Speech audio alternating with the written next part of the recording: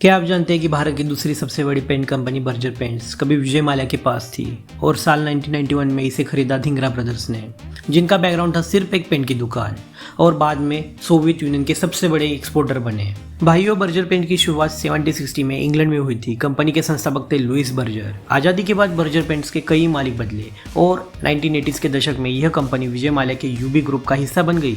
साल था 1991। सुरिंदर सिंह, जो विजय माल्या के करीबी थे, उन्होंने धिंगरा ब्रदर्स को बर्जर पेंट्स की डील क्रैक करने में मदद की। इस नए हासिल हुए बिजनेस को सफल बनाने के लिए कुछ कदम उठाए गए। पेंट बिजनेस पूरी तरह डिस्ट्रीब्यूशन पर निर्भर करता है। धिंगरा भाइयों ने बर्जर पेंट्स के डीलर्स और रिटेल नेटवर्क को छोटे शहरों तक बढ़ाया। बर्जर को पहले प्रीमियम ब्रांड की तरह देखा जाता था। धिंगरा भाइयों ने टीवी एड्स, ब्रांड कैंपेन ने इसे मिडिल क्लास तक पहुंचाया। उन्होंने सिर्फ डेकोरेटिव पेंट्स तक खुद को सीमित नहीं रखा। बर्जर ने industrial coatings, automobile paints, waterproofing और प्रोटेक्टिव कोटिंग में भी एंट्री ली। इससे कंपनी के रेवेन्यू में नए स्रोत बने। धिंगरा भाइयों ने बर्जर को सिर्फ भारत तक सीमित नहीं रखा।